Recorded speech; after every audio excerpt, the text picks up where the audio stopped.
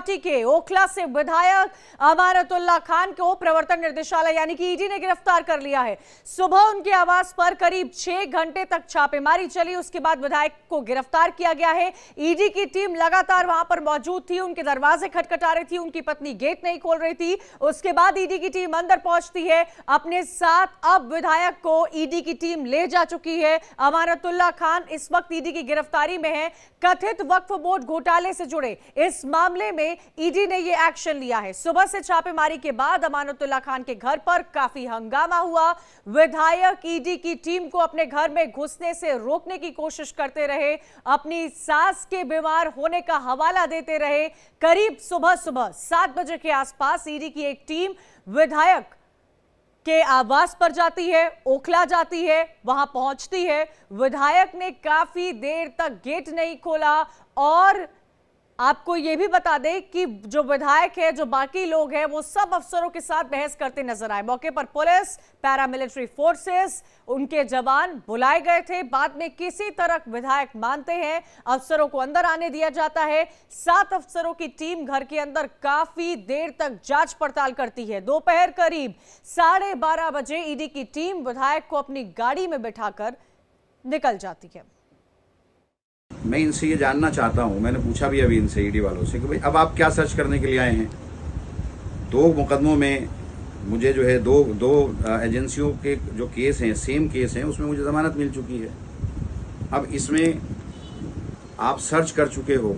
मेरी mother in law, उनको cancer है और उनका अभी 4 दिन पहले ऑपरेशन हुआ है अपोलो के अंदर और वो बहुत सीरियस हैं और वो मेरे घर पर हैं, मेरे पास हैं और मैंने इनको लिख कर के दिया हुआ है ईडी वालों को कि ऐसे ऐसे वो मेरी मदर इन लॉ जो है वो कैंसर से पीड़ित हैं और उनको एडवांस स्टेज पर हैं, कैंसर का भी उनको ऑपरेशन हुआ है और वो अगर उनको कुछ हो गया या वो यहीं अगर उनकी खुदा ना करे कुछ ऐसा हो गया जिसका क्या उसका ये जवाब देंगे। और चलिए इसी खबर पर ज्यादा जानकारी दे रही है मेरी सहयोगी पलक सहगल। पलक, तस्वीरें लगातार हमने देखी है, सुबह से क्या माहौल बना था अमानतुल्लाह खान के घर के बाहर, कैसे विरोध होता रहा, ईडी कैसे कई देर बाद ईडी जो है उनको लेकर जाती है, जब ईडी उनको लेकर जाती है वो भी तस्वीरें सामने आती है। इस वक्त इस पूरी खबर को लेकर क्या अपडेट सामने आ रहा है?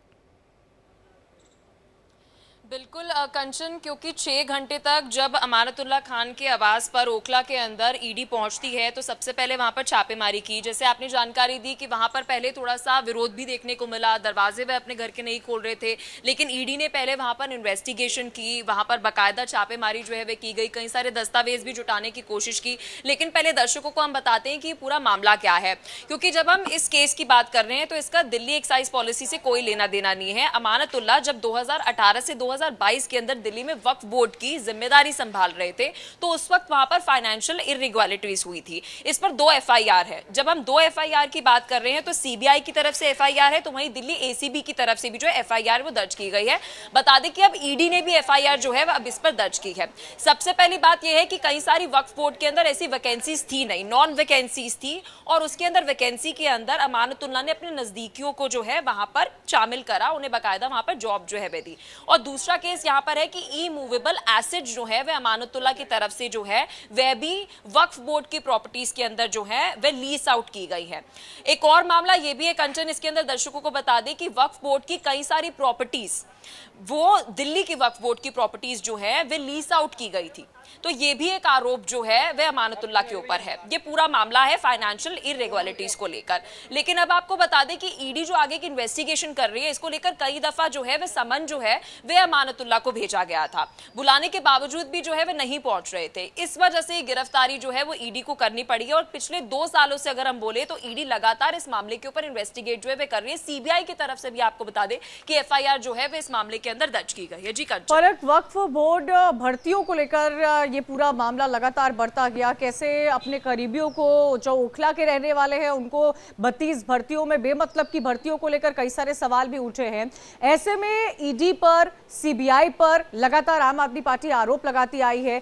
अब क्योंकि आप देखिए मामला वक्फ बोर्ड से जुड़ा हुआ है, इसको लेकर आम आदमी पार्टी के तमाम नेताओं की तरफ से अपनी अपनी प्रतिक्रिया भी सामने आ रही है। आगे का पेच किस तरफ जाता हुआ नजर नजर आता है। अमानतुल्लाह कितने टाइम पर ईडी की कस्टडी में रहेंगे, कोर्ट के सामने उनको कब पेश किया जाएगा, क्या तमाम विकल्प बचते हैं अब? देखिए कंचन, एक तरफ तो हमने बात की कि किस मामले के ऊपर इन्वेस्टिगेशन जो है वह हो रही है, किस वजह से गिरफ्तारी जो है वह हुई है। अब हम सियासत की ओर भी चलते हैं, क्योंकि पिछले कई सालों से जो ईडी की तरफ से, सीबीआई की तरफ से आम आदमी पार्टी के तमाम नेताओं की जब गिरफ्तारी हो रही है तो लाजमी सी बात है उनकी तरफ से जो है डिफेंड जो है वह किया जाता है। आज भी अगर हम बात करें, जब सुबह सुबह ईडी ही पहुंचती है तो अमानतुल्लाह सबसे पहले खुद ही अपने एक्स अकाउंट पर ये पोस्ट करते हुए नजर आते हैं। कुछ देर पहले उनका पक्ष भी हम जो है दर्शकों को सुना रहे थे। उनका साफ तौर पर यही कहना है, चाहे वो दिल्ली एक्साइज पॉलिसी हो या फिर अभी मैं वक्फ बोर्ड के अंदर जो इरेगुलरिटीज हैं उस पर अगर मैं बात करूं, तो उनका यही कहना है कि उन्हें बेमतलब फंसाया जा रहा है, ऐसा कोई मामला नहीं है। ये बात भी अमानतुल्लाह कहते हुए नजर आए। मनीष सिसोदिया जो हाल ही में रिहा हुए हैं, उनकी तरफ से ये बात भी अपने ऑफिशियल एक्स अकाउंट के ऊपर की गई। तमाम आम आदमी पार्टी के नेताओं की अगर हम बात करें तो वक्फ बोर्ड के इस पूरे मामले को लेकर, फाइनेंशियल इरेगुलरिटीज को लेकर, साथ ही जो इसी लीज आउट मामले प्रॉपर्टीज की पर गई, आपको बता, बने रहिएगा, मैं आपके पास आऊंगी, लेकिन आपको बता दें कि इस मामले पर आम आदमी पार्टी ने कड़ी प्रतिक्रिया दी है। दिल्ली सरकार के मंत्री सौरभ भारद्वाज का इस पूरे मामले पर क्या कुछ कहना है, सुनिए। एक घिसा पिटा सड़ा गला मामला, जिसको 2016 से, यानी कि आज से करीब 8 साल से, जिसकी जांच पहले ईडी ने, माफ कीजिएगा, एसीबी ने की, उसके अंदर कुछ निकला नहीं। ज़बरदस्ती एसीबी ने गिरफ्तारी की। जब गिरफ्तारी की तो भी खूब ड्रामेबाजी की, खूब वीडियो बनाए, खूब टीवी पे चलवाया कि अमानतुल्लाह खान गिरफ्तार हो गए। और मात्र 10 दिन के बाद कोर्ट ने ये कह के ज़मानत दी कि वक्फ के मामले में आप कह रहे हैं गलत भर्तियां हो गई, मगर उन गलत भर्तियों के लिए किसी ने पैसे लिए हों, रिश्वत लिए हों, ऐसा कोई आरोप भी नहीं है, न ऐसा किसी ने कहा है। तो लिहाजा इसके अंदर भ्रष्टाचार कैसे हो गया? कोई इरेगुलरिटी हो सकती है, कोई एडमिनिस्ट्रेटिव इशू हो सकता है, मगर उसमें भ्रष्टाचार तो तभी होगा ना जब किसी के पैसे का लेन देन होगा। और ये कह के अमानतुल्लाह साहब को जमानत दी गई। अब वही मामला फिर सीबीआई के पास भेज दिया गया। फिर सीबीआई ने इन्वेस्टिगेशन किया, पूछताछ किया, बुलाया, चार्जशीट भी हो गई। वहाँ भी ये बात साफ है कि कोई पैसे का लेन देन नहीं हुआ। सीधे तौर पे ये दिखाता है कि केंद्र सरकार का एक ही उद्देश्य था, किसी तरीके से आम आदमी पार्टी से जुड़े हुए विधायक हों, मंत्री हों, मुख्यमंत्री हों, उनको अरेस्ट किया जाए। तो सौरभ भारद्वाज को सुना आपने, जिन्होंने सीधे तौर पर केंद्र सरकार पर हमला बोला। और पलक लगातार इस खबर पर हमारे साथ जुड़ी हुई है। पलक ईडी दफ्तर के बाहर से हमारे साथ जुड़ी हुई है। पलक, क्या कोई वहां पर हलचल देखने को मिली है? हालांकि वक्त हो गया है पहुंचे हुए अमानतुल्लाह खान को भी, और इस वक्त आम आदमी पार्टी की तरफ से यही प्रतिक्रिया सामने आ रही है। केंद्र सरकार पर आरोप लगते आए हैं, और ये अभी पहला कोई ऐसा मामला नहीं है जिस पर आम आदमी पार्टी केंद्र सरकार पर आरोप लगाती नजर आ रही है। चाहे वो सीबीआई का मिसयूज हो या ईडी का मिसयूज हो, तरह की टिप्पणी जो है आम आदमी पार्टी की तरफ से हमें देखने को मिली है। लेकिन सवाल ये भी उठता है पलक कि एक एक करके आम आदमी पार्टी के तमाम नेताओं को आखिर कब तक कस्टडी में लिया जाएगा? बिल्कुल कंचन, क्योंकि एक तरफ ईडी की इन्वेस्टिगेशन तो वहीं दूसरी तरफ सियासत। मैं सियासत इसलिए कह रही हूँ क्योंकि ईडी लगातार अगर हम देखें तो आम आदमी पार्टी के अलग अलग मामलों पर, ना केवल दिल्ली एक्साइज पॉलिसी के ऊपर, हम देख रहे हैं वक्फ बोर्ड के ऊपर भी पिछले 2.5 साल के ऊपर इस पर सीबीआई भी जो है इन्वेस्टिगेशन कर रही है। लेकिन एक बार मैं यहाँ पर तस्वीरें जो है वो दर्शकों को दिखा देती हूँ। इस वक्त हम ईडी ऑफिस के बाहर हैं और लगातार आपको बता दें कि ना केवल 2.5 सालों से, अभी भी आज सुबह 6 बजे से ईडी जो है इस मामले पर इन्वेस्टिगेट जो है वह कर रही है। अब जब हम अमानतुल्लाह खान की बात करते हैं तो संभावित अब कंचन ये हो सकता है कि कई सारे सवाल जो हैं वह अब अमानतुल्लाह से पूछे जाएंगे। सबसे पहला सवाल तो जो है वह ये पूछा जाएगा, जो इमूवेबल प्रॉपर्टीज का मैं जिक्र कर रही हूँ लगातार, एक ज़िशान हैदर और दाऊद नसर का नाम जो है वो सामने आ रहा है। कहा जा रहा है कि इन्हें नॉमिनल वैल्यू जो है वो प्रॉपर्टी की बहुत ज़्यादा थी और एक्चुअल वैल्यू जो है इसमें बहुत ज़्यादा अंतर था। तो कैश के अंदर कोई पेमेंट हुई है, ये ऐसा ईडी की तरफ तरफ से आरोप है, तो इसके ऊपर सवाल जो है संभावित ईडी की तरफ से अमानतुल्लाह से पूछा जाएगा, क्योंकि लगातार ईडी यही प्रयास कर रही थी कि आम आदमी पार्टी के जो विधायक हैं उनसे कई सारे सवाल उन्हें करने थे, इंटेरोगेट उन्हें करना था। इस वजह से वो लगातार उन्हें समन भेज रहे थे, इसलिए उनकी गिरफ्तारी जो है वह आज की गई है। तो आने वाले समय के अंदर हम ये देख सकते हैं कंचन की ये सब सवाल जो है जिनका हम जिक्र कर रहे हैं, और जो वैकेंसीज का मैं जिक्र कर रही थी, वो किस तरीके से, क्योंकि वहां पर वैकेंसी थी नहीं, उस वैकेंसीज को क्रिएट किया गया है। ये भी कहा जा रहा है कि दिल्ली सरकार को कई सारे लॉसेज हुए हैं वैकेंसीज को फिल करने को भी हमने सुना और हमारे व्यूअर्स को भी सुनाया। अपने डिफेंस में वो ये कहते हुए नजर आ रहे हैं, पहले तो हमने देखा कि किस तरह गेट नहीं खोलता है, ईडी जब पहुंचती है वहां पर सुबह कितनी मशक्कत के बाद गेट खुलता है। हालांकि बाद में उनका ये स्टेटमेंट भी सामने आया है कि उनकी मदर इन लॉ को कैंसर था, अपोलो से उनकी मदर इन लॉ को कैंसर ट्रीटमेंट हुआ है, 4 दिन हुए हैं सर्जरी को, स्थिति घर पर वैसी नहीं है, वक्त की लगातार मांग की जा रही थी। अपने डिफेंस में अमानतुल्लाह खान ने क्या क्या अहम बातें बोली हैं पलक? बिल्कुल, क्योंकि अगर मैं सिर्फ अमानतुल्लाह खान का जिक्र नहीं करूंगी, यहाँ पर मैं जिक्र करूंगी और भी आम आदमी पार्टी के नेताओं का। मैं और भी आम आदमी पार्टी के नेताओं का इसलिए जिक्र कर रही हूँ क्योंकि इससे पहले दिल्ली के मुख्यमंत्री अरविंद केजरीवाल का भी मैं जिक्र करूँ तो लगातार ईडी की तरफ से समन भेजने के बावजूद भी वो कई सारे कारण दे रहे थे कि वे क्यों नहीं सामने आ पाएंगे। लेकिन जब आज जिस तरीके से विरोध देखने को मिला, ये पहली दफा नहीं था, क्योंकि जब मैं हेमंत सोरेन की भी बात कहती हूँ, कई बार ईडी ने समन भेजा और वो ईडी के सामने जो है समक्ष नहीं पेश हो रहे थे।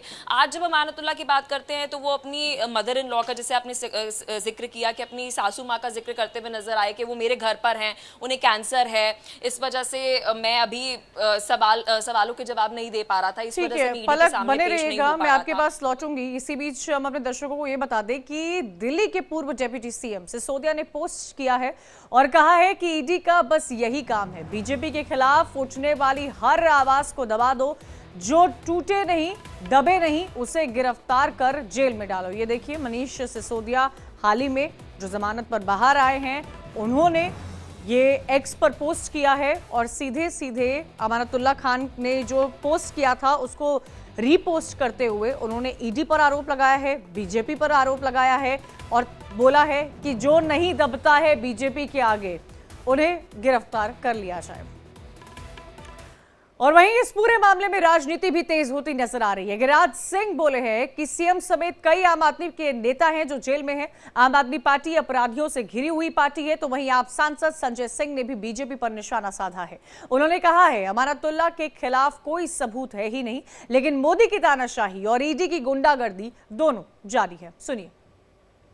आम आदमी पार्टी टोटल का टोटल अपराधियों से घिरा हुआ है, जिसका मुख्यमंत्री जेल में, कोई पैसा घोटाला, कोई आर्म्स घोटाला, कोई रंगबाजी में। इसलिए कोई व्यक्ति कानून से बड़ा नहीं होता है।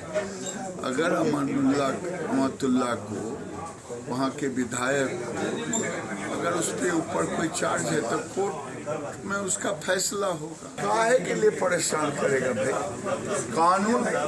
कानून से बड़ा कोई नहीं होता। आप लोगों को शर्म नहीं आती? ये आपकी जांच है। एक मामले की तीन इन्वेस्टिगेटिंग एजेंसी जांच कर रही है। 2 एजेंसी की जांच में कुछ मिला नहीं, आपकी जांच में कुछ आज तक साबित हुआ नहीं। पहले 13 घंटे की पूछताछ कर चुके हो, उसके बाद आपने घर पे पहले भी एक बार छापेमारी कर ली है, फिर दोबारा चुनाव के ठीक पहले दिल्ली के अंदर आप दिल्ली का माहौल बिगाड़ने के लिए बीजेपी के हथियार के तौर पे इस्तेमाल हो रहे हो। तो मैं समझता हूं कि ईडी वालों को अपनी कार्रवाई पर ध्यान देना चाहिए। सुप्रीम कोर्ट से बार बार तुम लोगों को लताड़ पड़ रही है, बावजूद इसके सिर्फ और सिर्फ मोदी के कठपुतली बन के रह गए हो। गिरिराज सिंह को सुना आपने, संजय सिंह को सुना, आरोप प्रत्यारोप को सुना आपने, क्या सियासत मच रही है वो भी सुना आपने। सीधा पलक साइकिल का रुख करते हैं, ईडी दफ्तर के बाहर से हमारे साथ जुड़ी हुई है। पलक, अब अमानतुल्लाह खान के साथ क्या आगे होगा?